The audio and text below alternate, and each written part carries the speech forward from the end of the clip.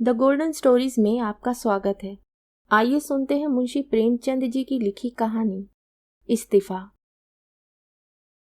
दफ्तर का बाबू एक बेजबान जीव है। मजदूरों को आंखें दिखाओ तो वे तोरियां बदलकर खड़ा हो जाएगा।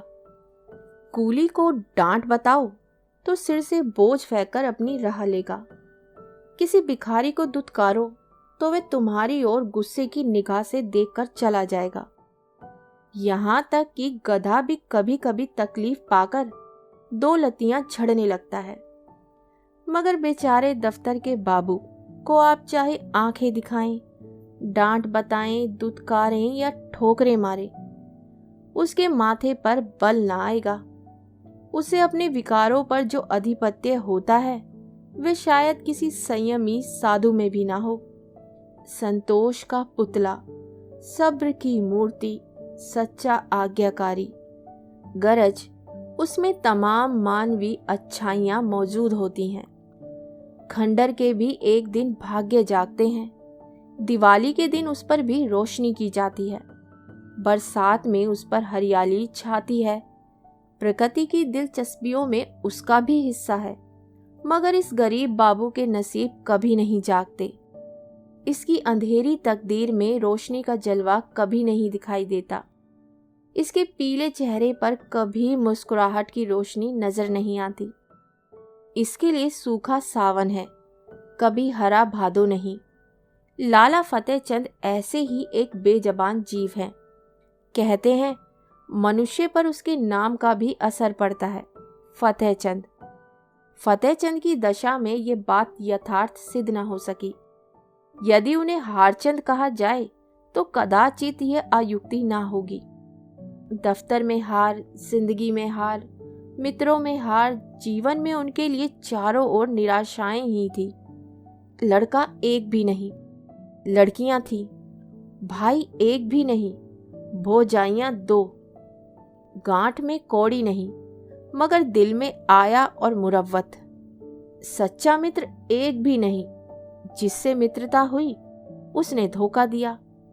इस पर तंदुरुस्ती भी अच्छी नहीं। 32 साल की अवस्था में बाल खिचड़ी हो गए थे। आंखों में ज्योति नहीं, हाजमा चौपट, चेहरा पीला, गाल चिपके, कमर झुकी, न दिल में हिम्मत न कलेजे में ताकत। 9 बजे दफ्तर जाते और 6 बजे शाम को लौटकर घर आते। फिर घर से बाहर निकलने की हिम्मत ना पड़ती। दुनिया में क्या होता है इसकी उन्हें बिल्कुल खबर ना थी। उनकी दुनिया लोक परलोक जो कुछ था दफ्तर था। नौकरी की खैर मनाते और जिंदगी के दिन पूरे करते थे। न धर्म से वास्ता था, न दीन से नाता, न कोई मनोरंजन था, न खेल। ताश खेले हुए भी शायद एक मुद्दत गुजर गई थी। जाड़ों के दिन थे, आकाश पर कुछ कुछ बादल थे। फतेहचंद 5:30 बजे दफ्तर से लौटे तो चिराग जल गए थे। दफ्तर से आकर वे किसी से कुछ ना बोलते, चुपके से चारपाई पर लेट जाते और 15-20 मिनट तक बिना हिले डुले पड़े रहते। तब कहीं जाकर उनके मुंह से आवाज निकलती। आज भी प्रतिदिन की तरह वे चुपचाप पड़े थे कि एक ही मिनट में बाहर से किसी ने पुकारा। छोटी लड़की ने जाकर पूछा तो मालूम हुआ कि दफ्तर का चपरासी है। शारदा पति के मुंह हाथ धोने के लिए लोटा गिलास मांज रही थी। बोली, उससे कह दे क्या काम है। अभी तो दफ्तर से आए ही हैं और बुलावा आ गया है। चपरासी ने कहा, अभी फिर बुला लाओ, कोई बड़ा जरूरी काम है। फतेहचंद की खामोशी टूट गई। उन्होंने सिर उठाकर पूछा, क्या बात है। शारदा, कोई नहीं, दफ्तर का चपरासी है। फतेहचंद ने सहम कर कहा, दफ्तर का चपरासी? क्या साहब ने बुलाया है? शारदा, हाँ, कहता है साहब बुला रहे हैं। ये कैसा साहब है तुम्हारा, जब देखो बुलाया करता है। सवेरे के गए गए अभी मकान पर लौटे हो, फिर भी बुलाने आ गया। फतेहचंद ने संभल कर कहा, जरा सुन लूं किस लिए बुलाया है। मैंने सब काम खत्म कर दिया था, अभी आता हूं। शारदा, जरा चल पान तो करते जाओ। चपरासी से बातें करने लगोगे तो तुम्हें अंदर आने की याद भी ना रहेगी। ये कहकर वह एक प्याली में थोड़ी सी दालमोट और सेव लाई। फतेहचंद उठकर खड़े हो गए, किंतु खाने की चीजें देखकर चारपाई पर बैठ गए और चाव से देखकर डरते हुए बोले, लड़कियों को दे दिया है ना? शारदा ने आंखें चढ़ाकर कहा, हाँ हाँ दे दिया है, तुम तो खाओ। इतने में चपरासी ने फिर पुकारा, बाबूजी हमें बड़ी देर हो रही है। शारदा, यह क्यों नहीं कह देते कि इस वक्त ना आएंगे? फतेहचंद ने जल्दी जल्दी दाल मोट की 2-3 फांकियां लगाई, एक गिलास पानी पिया और बाहर की तरफ दौड़े। शारदा पान बनाती ही रह गई। चपरासी ने कहा, बाबूजी आपने बड़ी देर कर दी, अब जरा लपक कर चलिए, नहीं तो जाते ही डांट बताइएगा। फतेहचंद ने 2 कदम दौड़कर कहा, चलेंगे तो भाई आदमी की ही तरह, चाहे डांट लगाएं या दांत दिखाएं, हमसे दौड़ा नहीं जाता। बंगले ही पर है ना? चपरासी, भला भला वह दफ्तर क्यों आने लगा? बादशाह है कि दिल लगी। चपरासी तेज चलने का आदी था।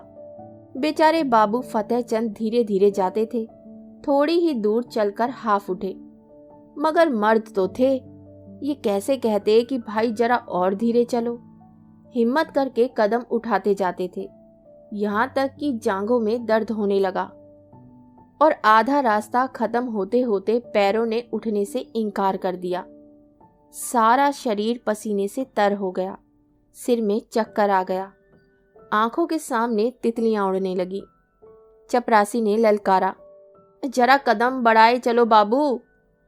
फतेहचंद बड़ी मुश्किल से बोले, तुम जाओ मैं आता हूं। वे सड़क के किनारे पटरी पर बैठ गए और सिर को दोनों हाथों से थाम कर दम मारने लगे। चपरासी ने इनकी यह दशा देखी तो आगे बढ़ा। फतेहचंद डरे कि ये शैतान जाकर ना जाने साहब से क्या कह दे तो गजब ही हो जाएगा।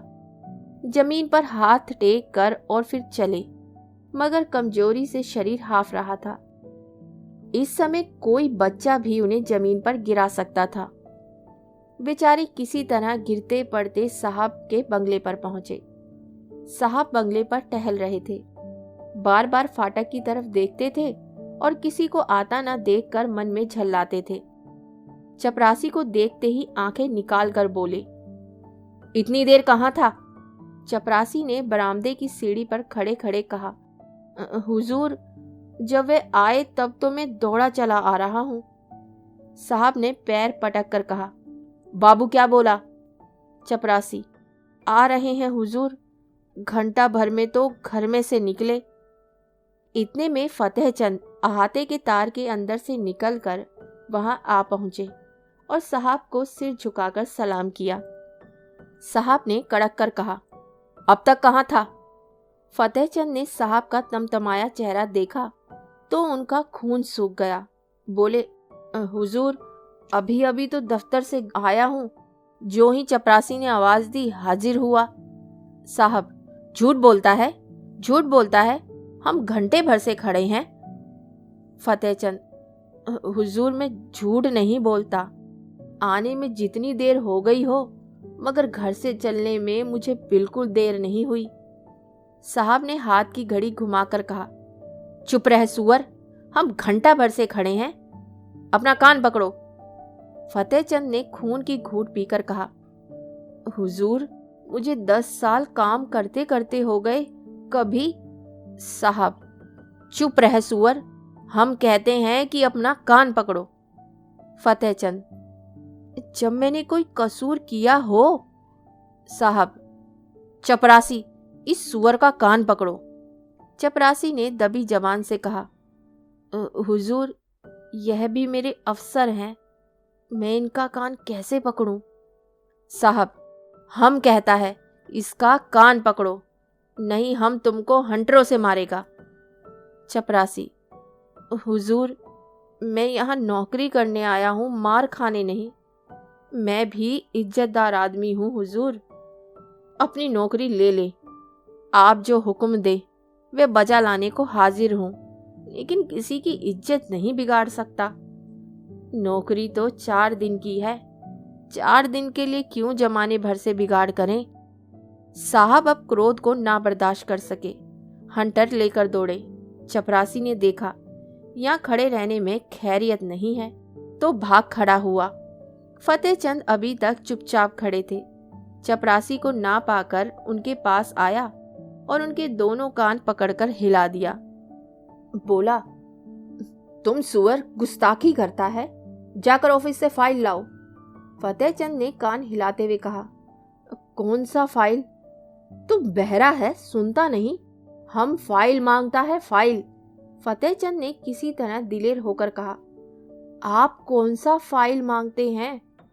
साहब, वही फाइल जो हम मांगता है, हमें फाइल लाओ। बेचारे फतेहचंद को अब और कुछ पूछने की हिम्मत ना हुई।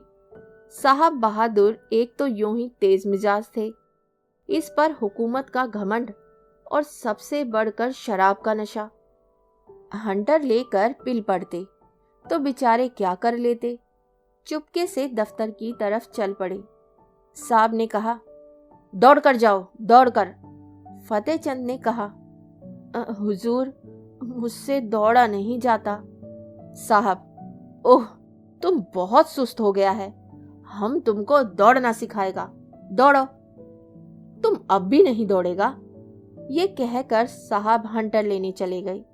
फतेहचंद दफ्तर के बाबू होने पर भी मनुष्य ही थे। यदि वे बलवान होते तो उस पर बदमाश का खून पी जाते। अगर उनके पास कोई हथियार होता तो उस पर जरूर चला देते, लेकिन उस हालत में तो मार खाना ही उनकी तकदीर में लिखा था। वे बेहताश भागे और फाटक से बाहर निकलकर सड़क पर आ गए। फतेहचंद दफ्तर ना गए, जाकर करते ही क्या। साहब ने फाइल का नाम तक ना बताया। शायद नशे में भूल गए। धीरे धीरे घर की ओर चले, मगर इस बेइज्जती ने पैरों में बेड़ियां सी डाल दी। माना कि वे शारीरिक बल में साहब से कम थे, उनके हाथ में कोई चीज भी ना थी, लेकिन क्या वे उसकी बातों का जवाब ना दे सकते थे? उनके पैरों में जूते तो थे, क्या वे जूते से काम ना ले सकते थे? फिर क्यों उन्होंने इतनी जिल्लत बर्दाश्त की? मगर इलाज ही क्या था? यदि वे क्रोध में उन्हें गोली मार देता तो उसका क्या बिगड़ता? शायद 1-2 महीने की सजा कैद हो जाती, संभव है 200-400 रुपए जुर्माना हो जाता, मगर इनका परिवार तो मिट्टी में नहीं मिल जाता। संसार में कौन था जो उनके स्त्री बच्चों की खबर लेता? वे किसके दरवाजे हाथ फैलाते? यदि उसके पास इतने रुपए होते जिससे उनके कुटुंब का पालन हो जाता तो वे आज इतनी जिल्लत ना सहते।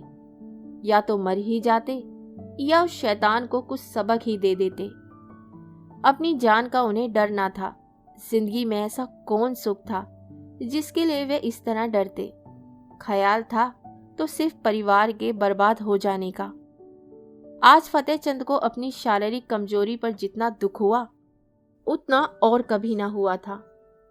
अगर उन्होंने शुरू ही से तंदुरुस्ती का ख्याल रखा होता, कुछ कसरत करते रहते, लकड़ी चलाना जानते होते, तो क्या इस शैतान की इतनी हिम्मत होती कि वे उनका कान पकड़ता, उसकी आंखें निकाल लेते? कम से कम इन्हें घर से एक छुरी लेकर चलना था, और ना होता तो 2-4 हाथ जमाते ही पीछे देखा जाता। जेल जाना ही तो होता, और क्या होता? वे जो आगे बढ़ते थे त्यों तो उनकी तबीयत अपनी कायरता और बोधेपन पर और भी झल्लाती थी। अगर वे उचक कर उसको 2-4 थप्पड़ लगा देते तो क्या होता? यही ना कि साहब के खानसामे में बैरे सब उन पर पिल पड़ते और मारते मारते बेदम कर देते। बाल बच्चों के सिर पर जो कुछ पड़ती, साहब को इतना तो मालूम हो जाता कि गरीब को, बेगुनाह को जलील करना आसान नहीं। आखिर आज मैं मर जाऊं तो क्या हो? तब कौन मेरे बच्चों का पालन करेगा? तब उनके सिर जो कुछ पड़ेगी वे आज ही पड़ जाती तो क्या हर्ज था?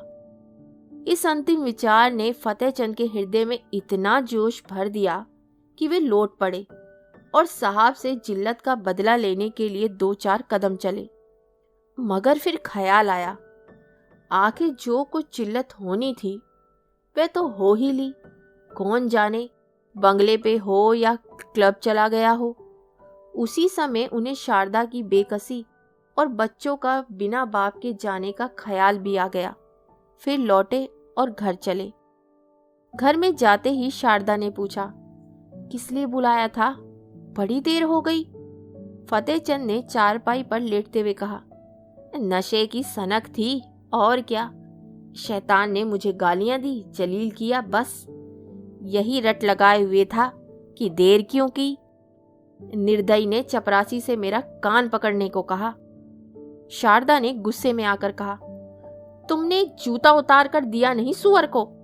फतेहचंद, चपरासी बहुत शरीफ है, उसने साफ साफ कह दिया, हुजूर मुझसे यह काम ना होगा। मैंने भले आदमियों की इज्जत उतारने के लिए नौकरी नहीं की थी। वह उसी वक्त सलाम करके चला गया। शारदा, यही बहादुरी है। तुमने उस साहब को क्यों नहीं फटकारा? फतेहचंद, फटकारा क्यों नहीं? मैंने भी खूब सुनाई। वह छड़ी लेकर दौड़ा, मैंने भी जूता संभाला। उसने मुझे छड़ियां जमाई, मैंने भी कई जूते लगाए। शारदा ने खुश होकर कहा, सच? इतना समूह हो गया होगा उसका? फतेहचंद, चेहरे पर झाड़ू सी फिरी हुई थी। शारदा, बड़ा अच्छा किया तुमने, और मारना चाहिए था। मैं होती तो बिना जान लिए न छोड़ती। फतेहचंद, मार तो आया हूं, लेकिन अब खैरियत नहीं है। देखो क्या नतीजा होता है। नौकरी तो जाएगी ही, शायद सजा भी काटनी पड़े। शारदा, सजा क्यों काटनी पड़ेगी? क्या कोई इंसाफ करने वाला नहीं है? उसने क्यों गालियां दी, क्यों छड़ी जमाई? फतेहचंद, उसके सामने मेरी कौन सुनेगा? अदालत भी उसी की तरफ हो जाएगी।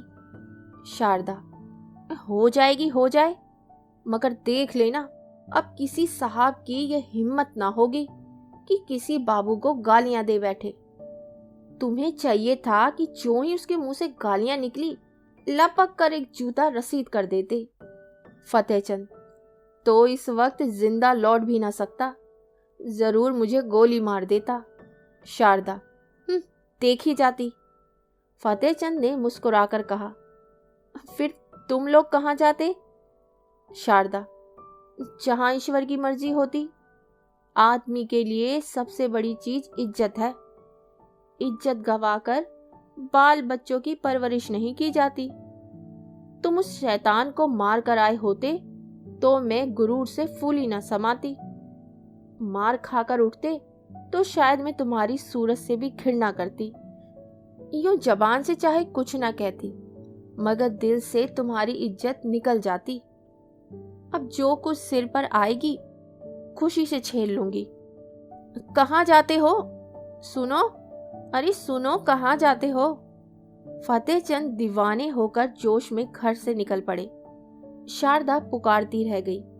वे फिर साहब के बंगले की तरफ जा रहे थे, डर से सहमे हुए नहीं, बल्कि गुरूर से गर्दन उठाए हुए। पक्का इरादा उनके चेहरे से झलक रहा था। उनके पैरों में वह कमजोरी, आंखों में वह बेकसी ना थी। उनकी काया पलट सी हो गई थी।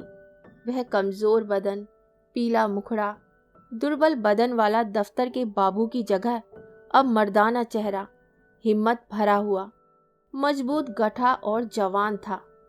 उन्होंने पहले एक दोस्त के घर जाकर उसका डंडा लिया और अकड़ते हुए साहब के बंगले पर जा पहुंचे।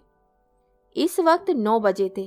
साहब खाने की मेज पर थे, मगर फतेहचंद ने आज उनके मेज पर से उठ जाने का इंतजार न किया। खानसामा कमरे से बाहर निकला और वे चिक उठाकर अंदर गए। कमरा प्रकाश से जगमगा रहा था। जमीन पर ऐसी कालीन बिछी हुई थी जैसी फतेहचंद की शादी में भी नहीं बिछी होगी। साहब बहादुर ने उनकी तरफ क्रोधित दृष्टि से देखकर कहा, तुम क्यों आया? बाहर जाओ। क्यों अंदर चला आया? फतेहचंद ने खड़े खड़े डंडा संभाल कर कहा, तुमने मुझसे अभी फाइल मांगा था, अभी वही फाइल लेकर आया हूं, खाना खा लो तो दिखाऊं। तब तक मैं बैठा हूं, इत्मीनान से खाओ, शायद वे तुम्हारा आखिरी खाना हो। इसी कारण खूब पेट भरकर खा लो। साहब सन्नाटे में आ गए। फतेहचंद की तरफ डर और क्रोध की दृष्टि से देखकर कांप उठे। फतेहचंद के चेहरे पर पक्का इरादा झलक रहा था। साहब समझ गए, यह मनुष्य इस समय मरने मारने के लिए तैयार होकर आए हैं। ताकत में फतेहचंद उनसे पासंग भी नहीं था, लेकिन यह निश्चित था कि वह ईंट का जवाब पत्थर से नहीं बल्कि लोहे से देने को तैयार है। यदि वह फतेहचंद को बुरा भला कहते तो क्या आश्चर्य कि वे डंडा लेकर पिल पड़े। हाथापाई करने में यद्यपि उन्हें जीतने में जरा भी संदेह नहीं था, लेकिन बैठे बिठाए डंडा खाना भी तो कोई बुद्धिमानी नहीं है। कुत्ते को आप डंडे से मारिए, ठुकराइए, जो चाहे कीजिए, मगर उसी समय तक जब तक वह गुर्राता नहीं। एक बार गुर्रा कर दौड़ पड़े तो फिर देखें आप हिम्मत कहाँ तक जाती है। यही हाल उस वक्त साहब बहादुर का था। जब तक यकीन था कि फतेहचंद घुड़की, गाली, हंटर, ठोकर सब कुछ खामोशी से सह लेगा, तब तक आप शेर थे। अब वह त्योरियां बदले, डंडा संभाले, बिल्ली की तरह घात लगाए खड़े हैं। जबान से कोई कड़ा शब्द निकला और उसने डंडा चलाया। वे अधिक से अधिक उसे बर्खास्त कर सकते हैं। अगर मारते हैं तो मार खाने का भी डर है। उस पर फौजदारी में मुकदमा दायर हो जाने का अंदेशा। माना कि वे अपने प्रभाव और ताकत से उसे जेल में डलवा देंगे, परंतु परेशानी और बदनामी से किसी तरह ना बच सकते थे। एक बुद्धिमान और दूरदर्शी आदमी की तरह उन्होंने यह कहा, ओहो, हम समझ गया, आप हमसे नाराज हैं। हमने क्या आपको कुछ कहा है? आप क्यों हमसे नाराज हैं? फतेहचंद ने तन कर कहा, तुमने अभी आध घंटा पहले मेरे कान पकड़े थे और मुझसे सैकड़ों ऊल जलूल बातें कही थी। क्या इतनी जल्दी भूल गए? साहब, अब मैंने आपका कान पकड़ा? आहा, क्या मजाक है। क्या मैं पागल हूँ या दीवाना? फतेहचंद, तो क्या मैं झूठ बोलता हूँ? चपरासी गवाह है, आपके नौकर चाकर भी देख रहे थे। साहब, कब की बात है? फतेहचंद, अभी अभी, कोई आधा घंटा हुआ। आपने मुझे बुलवाया था और बिना कारण मेरे कान पकड़े और धक्के दिए थे। साहब, ओह, उस वक्त हम नशा में था। बहरा ने हमको बहुत दे दिया था। हमको कुछ खबर नहीं क्या हुआ। ओह माय गॉड, हमको कुछ खबर नहीं। फतेहचंद, नशे में अगर तुमने गोली मार दी होती तो क्या मैं मर न जाता? अगर तुम्हें नशा था और नशे में सब कुछ माफ है तो मैं भी नशे में हूं। सुनो मेरा फैसला, या तो अपने कान पकड़ो कि फिर कभी किसी भले आदमी के संग ऐसा बर्ताव ना करोगे, या मैं आकर तुम्हारे कान पकड़ूंगा। समझ गए कि नहीं? इधर उधर हिलो नहीं।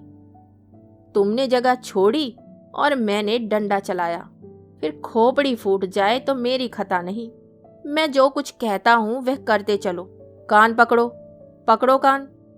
साहब ने बनावटी हंसी हंसकर कहा, वेल बाबूजी, आप बहुत दिल लगी करता है।